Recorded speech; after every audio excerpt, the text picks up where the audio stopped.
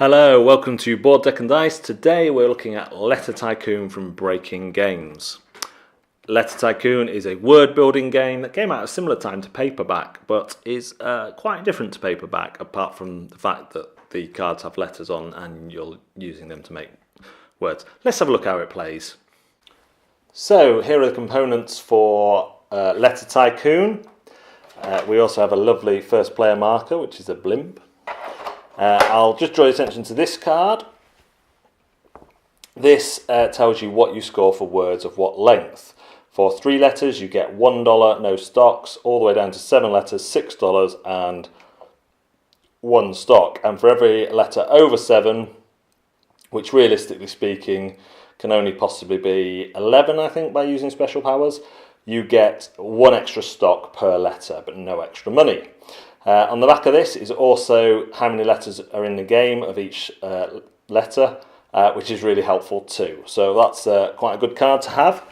You also have what are called the factory cards, and that's all your letters. Each player will be dealt 7 of those, and there'll be 3 communal ones in the middle that you can use on your turn, and once you use them they are refreshed. You also have the patent cards. These are what you can buy after you've built a letter. You can only buy with coins though, not with stock. Stock is kind of permanently kept. They have a value which you pay and you keep that value, so that value is added to your total. So in a 3-player game, once someone reaches 34, you play until everyone's had an equal go, and that counts these, your cash value and your stock value. The less used letters also give you powers. So this Z, you may add an S to the end of your word. Oh, so maybe you can go up to 12 actually, because one other one lets you use a letter twice. And if you use all 3 and everything in your hand, you could potentially get a 12-letter word. The ones that I use more frequently, like the A, cost more to buy, so that's $8 there for the A. Why do you want these? Well, not only do they keep the value of the money you spent on them, but also anytime anyone uses a letter that you have a patent for, you get $1 per time they've used it. So on someone's go, they will take their hand of 7 cards, look at them. Oh great, lacking of vowels here, and try and make a word using those and these. So I could make, I forgot yet, fart, which is a 4-letter word, which will get me, referring to the thing, $2. I could then look at which stocks I could buy, which patents I could buy for $2. Of course, I could try for a longer word. I'm sure there is one in there, but amusingly, fart is what came out in the letters. I haven't let off a silent one. I'm a deeply professional man. And then you would discard all letters used. If there's any in your hands that you don't want anymore, you can discard them as well. Draw back up to 7. What we tended to do, just to allow for quicker play, was as soon as someone had used 1 or more in the 3 middle ones, we'd draw the next one out straight away, so the next player could start thinking about how they were going to use their cards.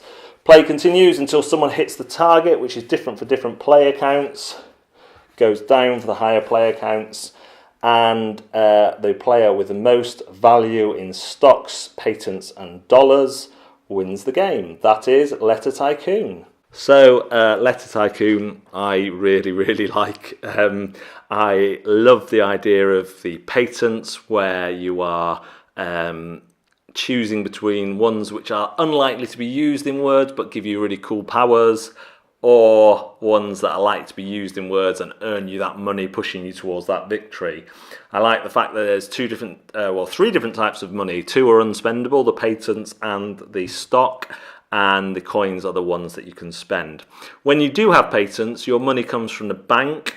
I didn't try it with the money coming from the other player, but that could be a more nasty mode where you take the money from that player, might make them think about the words they're playing more, and if they can't pay with coins then they have to pay with stocks. That would be really interesting. But it works with the bank and it probably makes for a quicker game.